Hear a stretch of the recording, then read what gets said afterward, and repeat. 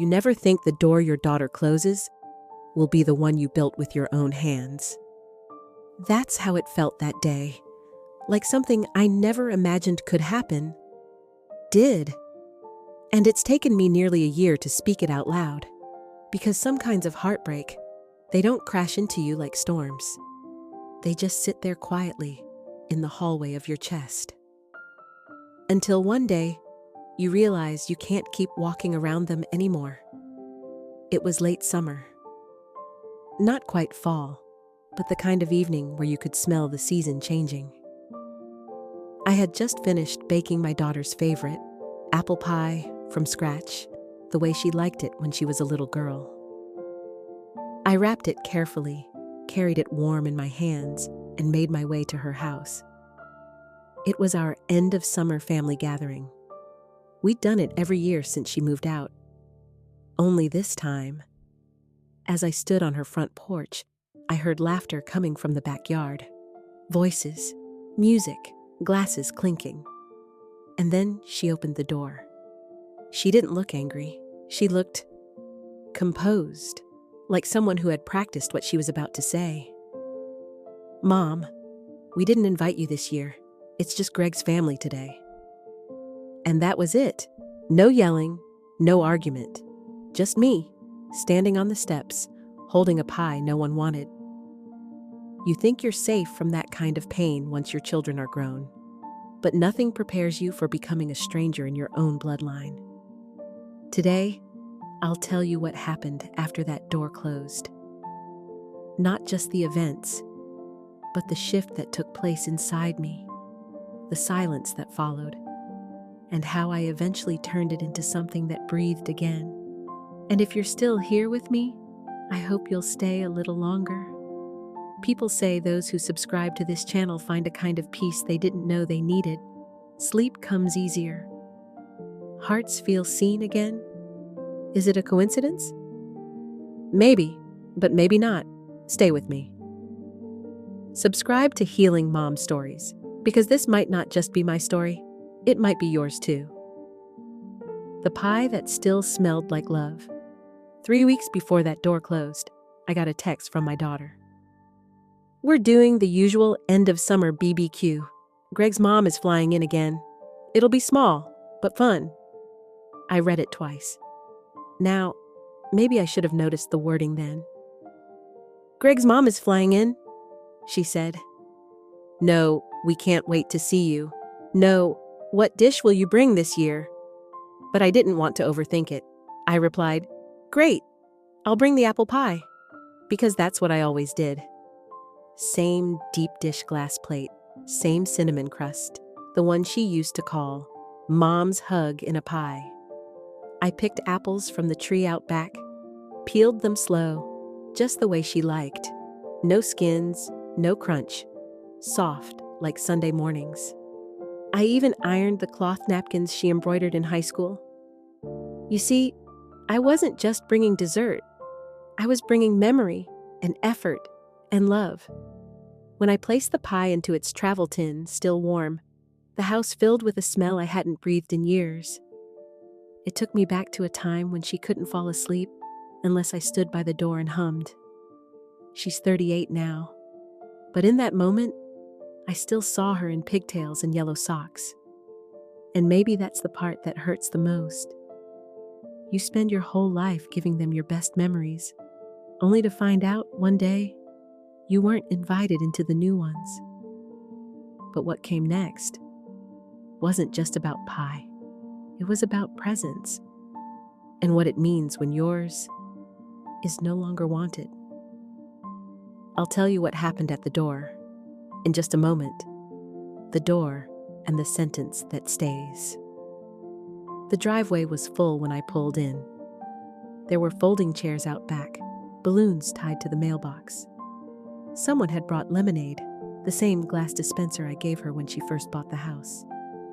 I remember pausing for a second on the porch. The pie was warm in my hands. I adjusted the ribbon on the foil. I could hear music playing, a little Fleetwood Mac, some laughter, someone clinking glasses. I rang the bell. It took a while, and when the door opened, It was her. She looked surprised, not happy, just surprised. "Mom, what are you doing here?" I blinked, smiled. "I brought the pie, honey. I thought, BBQ like always?" She didn't say anything right away.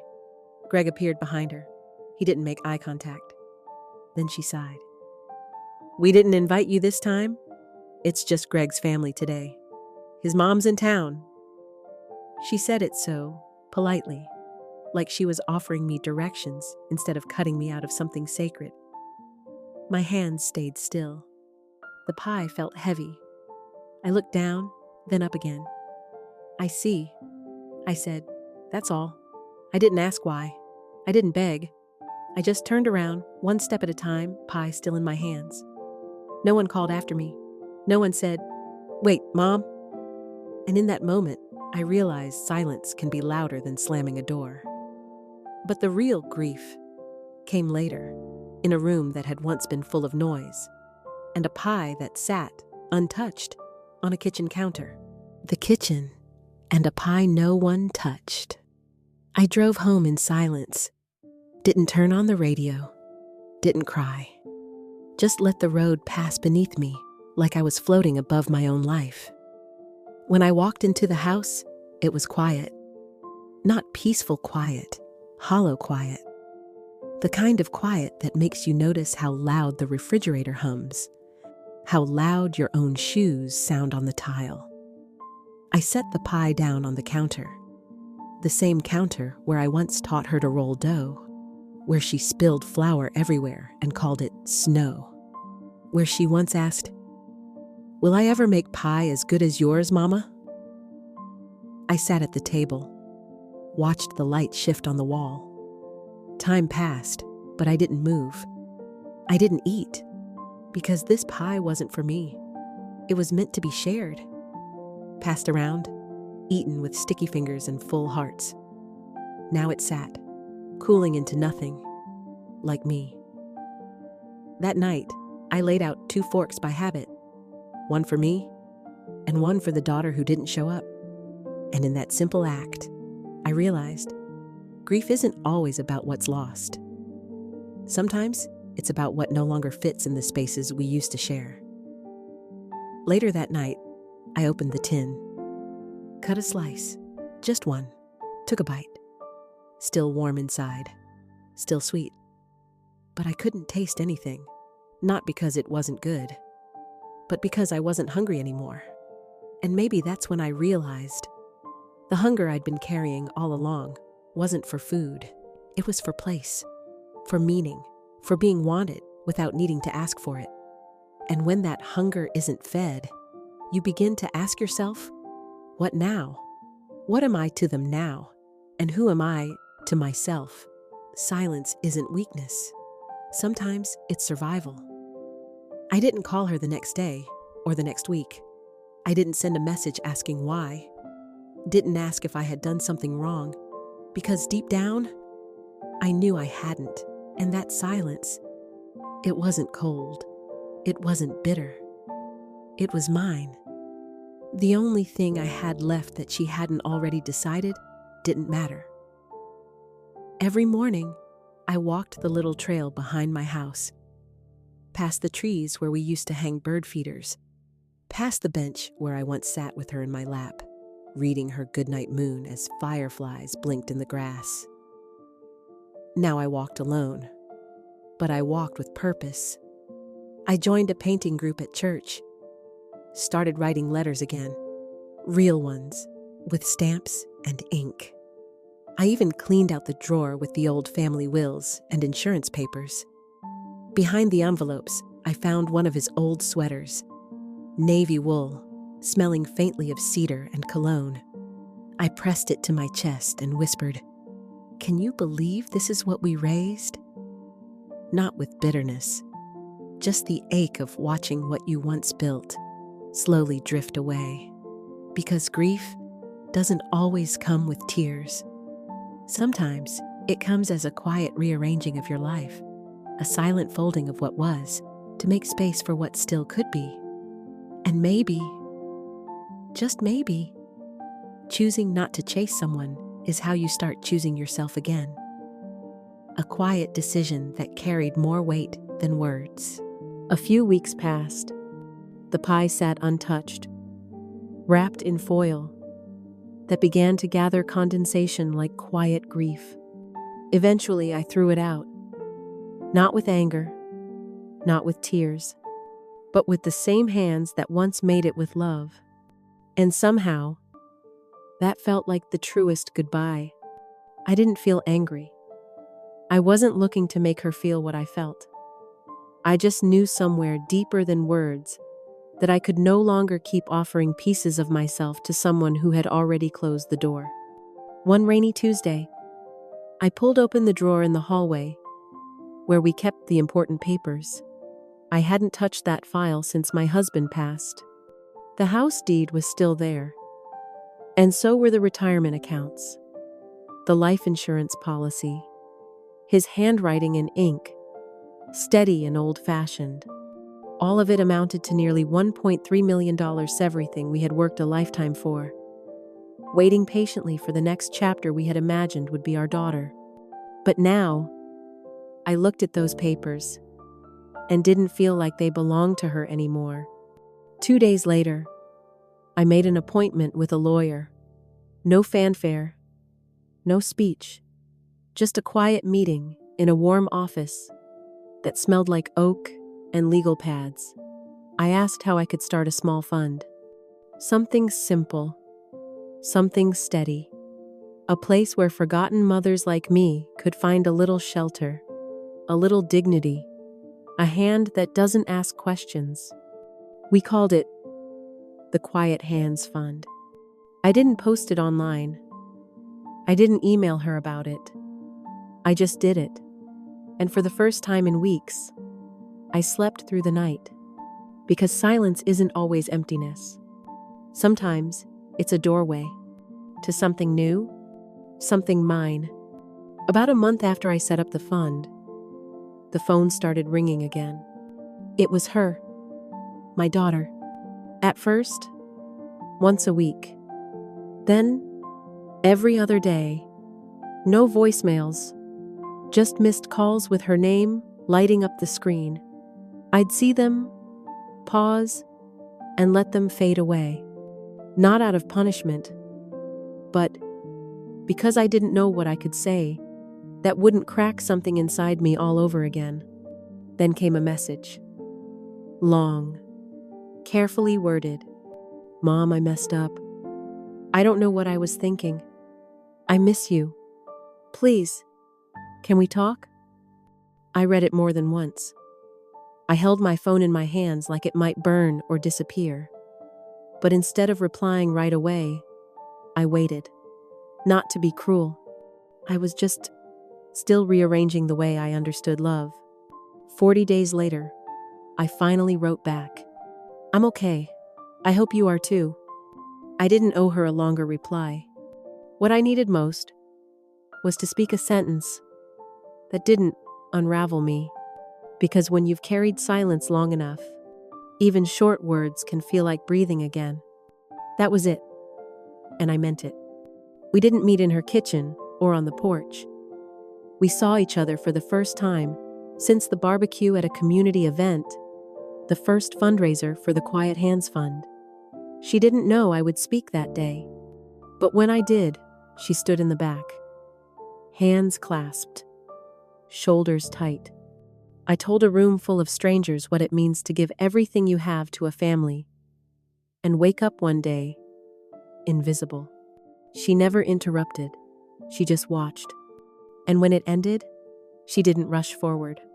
She walked slowly to where I stood, eyes glassy, and whispered, I didn't think you'd ever stop loving me, but I didn't expect you to stop waiting.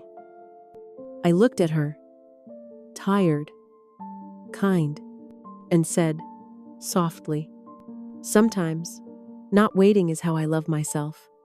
Healing doesn't mean forgetting. It means remembering differently. We didn't talk about that day on the porch. Not during the fundraiser.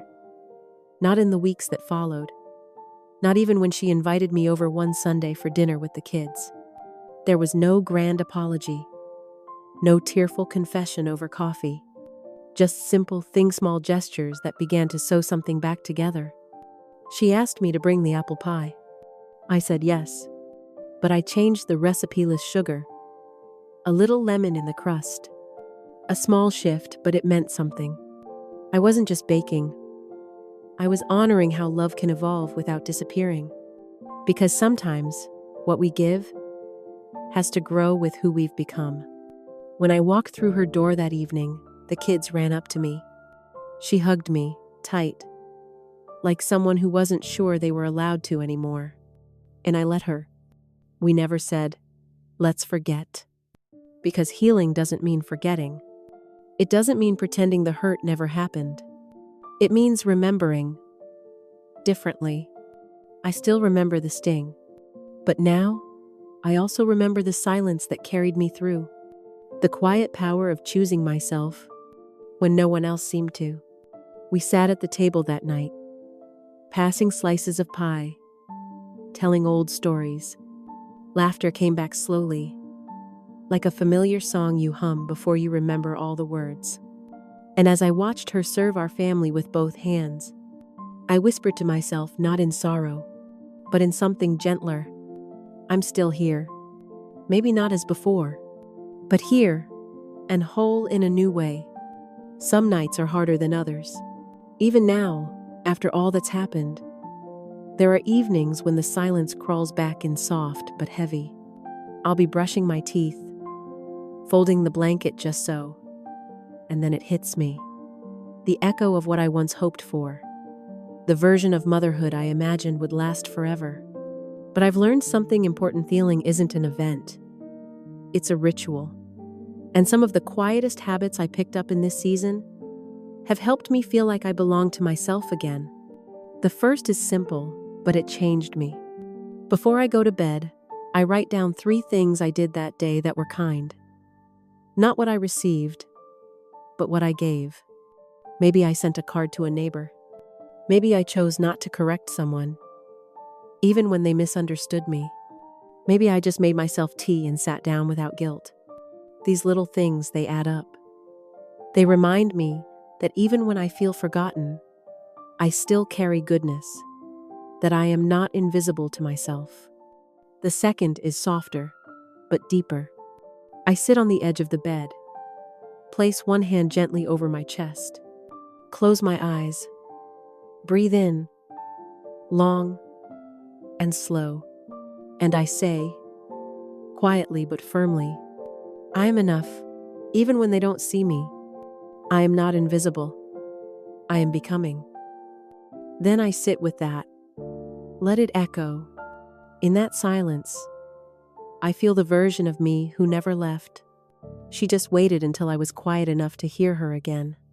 Let my own heartbeat remind me, I'm still here. Some people call it meditation. I call it coming home. Back to a body, a soul, a life I thought I'd lost, but was really just waiting for me to return. And if you try either of these tonight, don't be surprised if something begins to soften in you too. I don't know what brought you here tonight. Maybe it was a quiet ache you've been carrying for years. Or maybe it was the kind of silence you can't quite explain, but you know it's there, pressing gently on your chest. Whatever it was, I hope this story met you somewhere soft. Because the truth is, healing isn't always loud. It doesn't always come with fireworks or grand resolutions.